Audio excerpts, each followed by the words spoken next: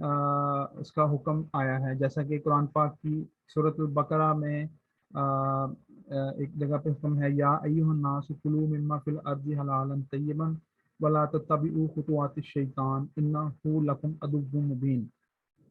ठीक है, इसका मकसद मतलब क्या है, मफहूम क्या है इस आयत का, कि ए लोगो ज़मीन में से वो चीज़ें खाओ जो हलाल हों और तैयब हों, मतलब पाक हों।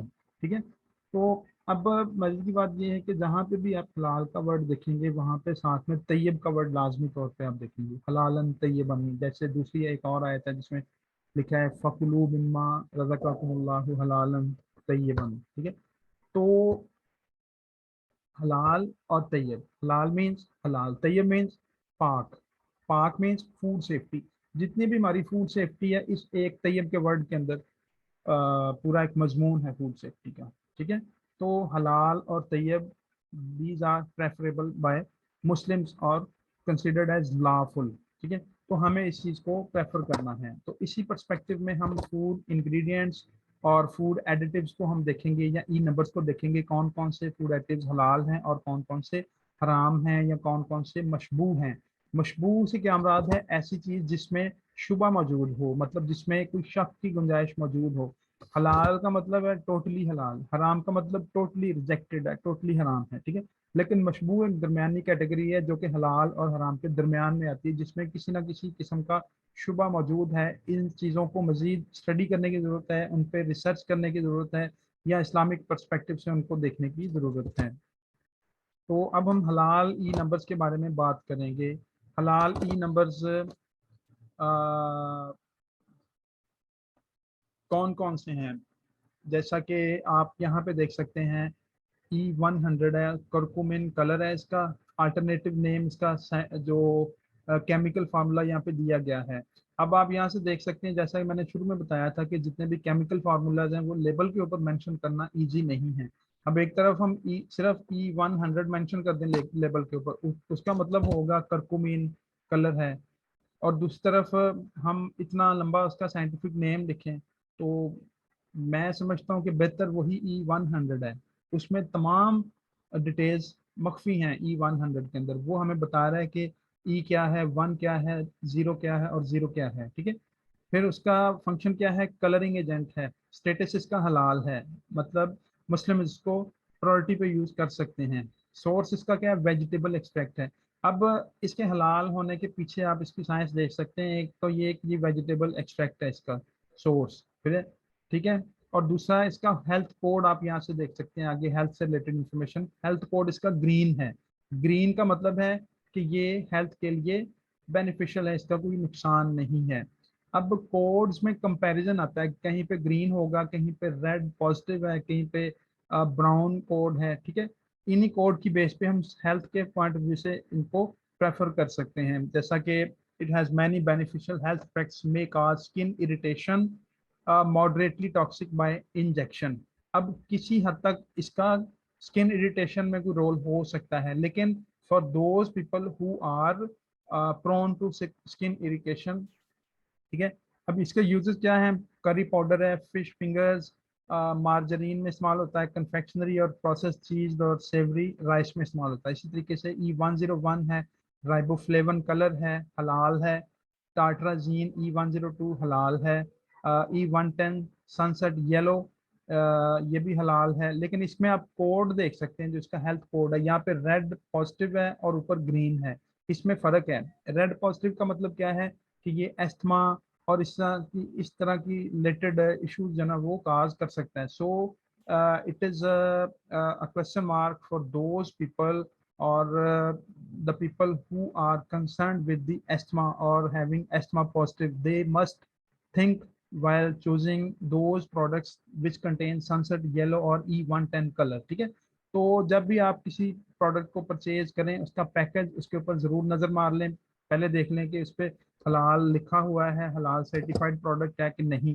फिर उसमें जो इंग्रेडिएंट्स डाले गए हैं क्या वो हलाल हैं, या उनका हेल्थ कोड क्या हो सकता है, हमें इस चीज़ को being a food technologist understand करने की ज़रूरत है। फिर इसमें E132 है, इंडिको कार्मीन, कलरिंग एजेंट है, हलाल है। E133 ब्रिलियंट ब्लू है, सिंथेटिक केमिकल है, हलाल है। फिर डेक्सट्रीन है, मॉडिफाइड स्टार्च, बहुत ज़्यादा इसकी इंपॉर्टेंस है food technological point of view से। अल्कलाइन मॉडिफाइड स्टार्च है, एरिथ्रोसीन है, ठीक है। इन सभी की तमाम डिटेल्स आप यहाँ से अंडरस्टैंड कर सकते हैं। उसके बाद बेंजोइक एसिड है, सोडियम बेंजोएट है। सोडियम बेंजोएट फूड इंडस्ट्री मैं समझता हूँ जितनी भी प्रिजर्वेशन इंडस्ट्री सारी खड़ी ही इस एक इंग्रेडिएंट के ऊपर है जिसमें बेंजोइक एसिड है और सोडियम बेंजोएट है। हलाल है, ठीक है, लेकिन इसका कलरिंग कोड रेड है। रेड में आप देख सकते हैं कि according to its health code we may prefer it और नॉट। फिर एस्टिक एसिड है, लैक्टिक एसिड और विटामिन सी है, ठीक है। तो ये तमाम चीज़ों की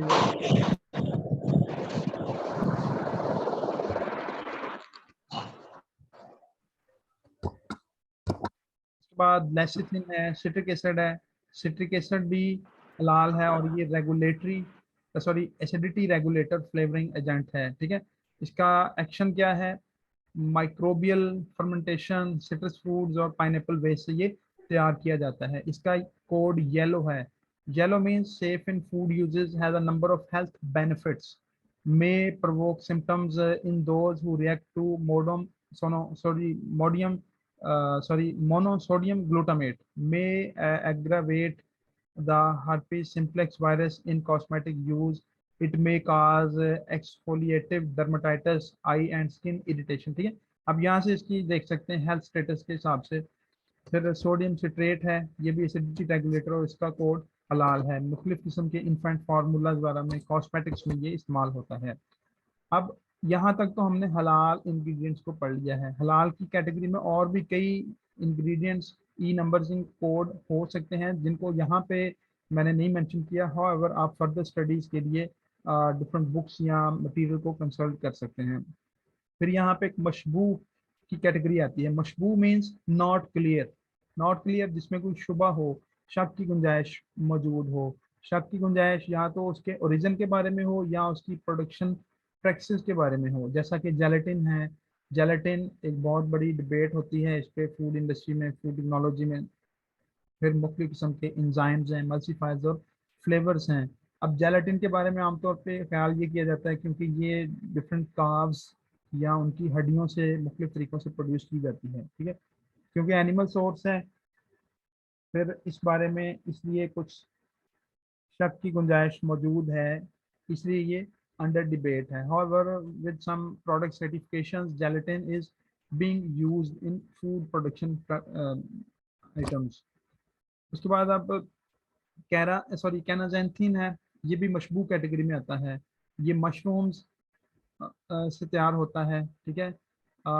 ग्लिसरीन है, ये भी मशबू की कैटेगरी में आता है। मतलब इसके बारे में हम डिक्लेयर नहीं कर सकते कि ये हलाल है या हराम है। कार्बन डाइऑक्साइड है, मशबू है। पेक्टिन मशबू है।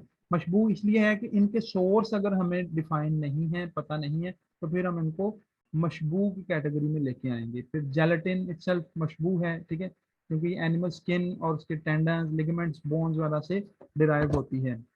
फिर स्टीरिक एसिड है, एल सिस्टीन है, स्टीराइल टार्टारेट है, ये भी मशबूह की कैटेगरीज में आती हैं। उसके बाद हराम ई नंबर्स, खास तौर पे इनको भी आप देखिए। हराम मीन्स अनलॉफुल, और अनलॉफुल के अलावा देखें जिस चीज़ को कुरान पाक में डिक्लेयर कर दिया गया अनलॉफुल या हराम करार दिया गया, हमें वो कहते हैं ना ऑर्डर इज ऑर्डर, हमें उस चीज़ को पाबंदी के साथ उस पर कारबंद रहना है। अब इसके पीछे साइंस क्या है? साइंस ये है कि हर चीज़ को अगर स्टडी किया जाए, उसका डोज रिस्पॉन्स मैकेनिज्म देखा जाए या उसका सोर्स, खास तौर पे सबसे पहले सोर्स अगर देखा जाए तो वो सोर्स के हिसाब से ही हराम है, ठीक है।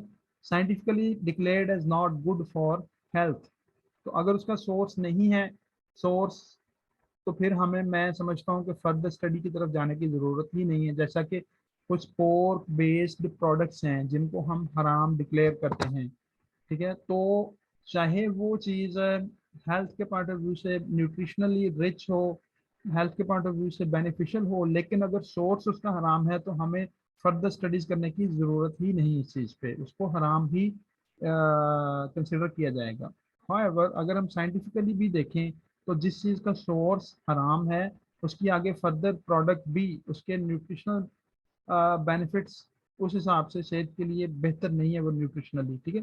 सेहत को किसी ना किसी वाले से वो नुकसान पहुंचा रही होती है। आमतौर पे पोर्क मीट के बारे में ख्याल किया जाता है कि पोर्क मीट जो है वो, क्योंकि पोर्क जो है वो अपना ही वो यूरिन पीता है, उसके ब्लड में यूरिक एसिड की मिकदार ज़्यादा है, सो इस बेस पे इसको हराम करार दिया गया है। तो उसके जो गोश्त को जब साइंटिफिकली स्टडी किया जाता है तो उसमें यूरिक एसिड की मिकदार बहुत ज़्यादा पाई जाती है बाकी जानदारों की निस्बत। तो इसलिए इसको हम साइंटिफिक बेसिस पे कह सकते हैं कि वो बेटर फॉर हेल्थ नहीं है, ठीक है।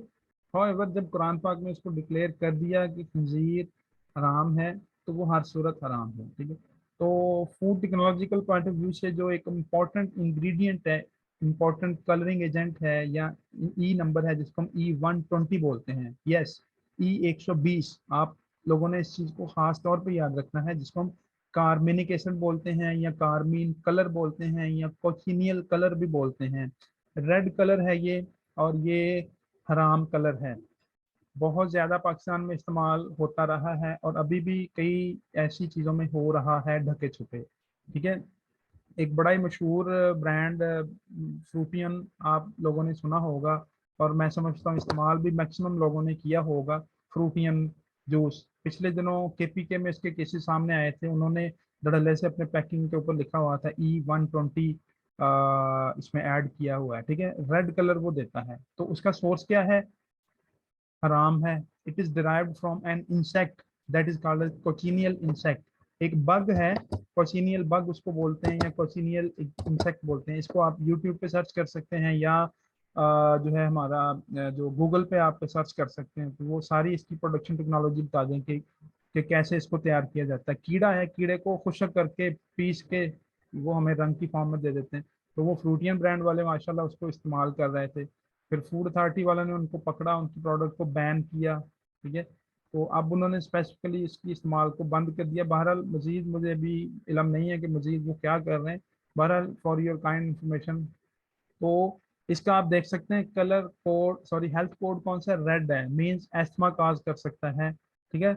लाइफ थ्रेटनिंग भी हो सकता है, एनाफ्लेक्सिस एक डिजीज है, फिर हे फीवर है, hives, aspirin sensitive people may wish to avoid, ठीक है। खून को जो पतला जिनका खून होता है ना, वो इन चीज़ों को खास तौर पे अवॉइड करें। हाउएवर अगर ये हराम है तो हमें बाकी चीज़ों को देखने की ज़रूरत ही नहीं है, ये हराम है। अब आमतौर पे अल्कोहलिक बेवरेजेस में, एप्पल सॉसेज वगैरह में, पाई फिलिंग्स, मीट्स, बेक गुड्स या योगर्ट वगैरह में धड़ल्ले से इस्तेमाल हो रहा है। तो जब भी आप कोई भी प्रोडक्ट इस्तेमाल करें या मार्केट से परचेज करें, उसके इंग्रेडिएंट लिस्ट के ऊपर लाजमी तौर पे आप एक नज़र दौड़ा लें, ताकि आप लोगों को पता चल जाए कि इसमें क्या मौजूद है और क्या नहीं मौजूद। अब यहाँ पे आप देख सकते हैं डायग्राम में, ये एक थोर टाइप का पौधा है, इसके ऊपर ये छोटा सा कीड़ा खुद से रेयरिंग की जाती है उसकी। फिर इस कीड़े को खुशक करके मुख्तलिफ एक छोटा सा केमिकल प्रोसेस है फिल्ट्रेशन का, सॉरी टाइट्रेशन का, उसके थ्रू फिर इसको टाइट्रेट करके इसको इस तरह कलर की फॉर्म में लेके आया जाता है। ये कीड़ा आप इसको यहाँ पे देख सकते हैं, मुख्तलिफ जेलीज, कैंडीज, टॉफीज, कन्फेक्शनरी वगैरह में खास तौर पे इनको इस्तेमाल किया जाता है। अब ये केस स्टडी भी मैं आपके सामने रख रहा हूँ, इसको आप देख सकते हैं कि कलर फ्रूटियन ब्रांड है, इन्होंने E120 को ऐड किया हुआ था, ठीक है। तो E20 it is not suitable for halal use, beware of cochineal E120 color. So that is all about today's training. Hope so you people have got good understanding of our today's topic of discussion, that was regarding E numbers and their halal or haram status. So I have completed this session. ये हमारी कुछ products आप लोगों के सामने हैं, जैसे कि मैंने तारुफ में बताया था कि पाक प्योर लाइन अभी प्रोडक्शन साइड पे भी इंशाल्लाह हमने कोशिश की आने की, और हमारी एक छोटी सी एफर्ट है अल्हम्दुलिल्लाह। ये हमारा टर्मरिक पाउडर है, हल्दी पाउडर, रेड चिली पाउडर है, तेज़ लाल मिर्च पाउडर, फिर रेड चिली क्रश्ड है, कुटी हुई लाल मिर्च। ये इसकी हम प्रोडक्शन भी कर रहे हैं पायलट स्केल पे फैसलाबाद में, जो हमारा छोटा सा सिस्टम है। उसके अलावा हम इसकी मार्केटिंग भी कर रहे हैं। तो ओवरऑल फैसलाबाद तमाम सिटी एरिया में मुख्तलिफ मार्ट्स वगैरह पे, मुख्तलिफ जगहों पे ये हमारा प्रोडक्ट्स मौजूद हैं। आप चाहें तो हमारी प्रोडक्ट को परचेज भी कर सकते हैं।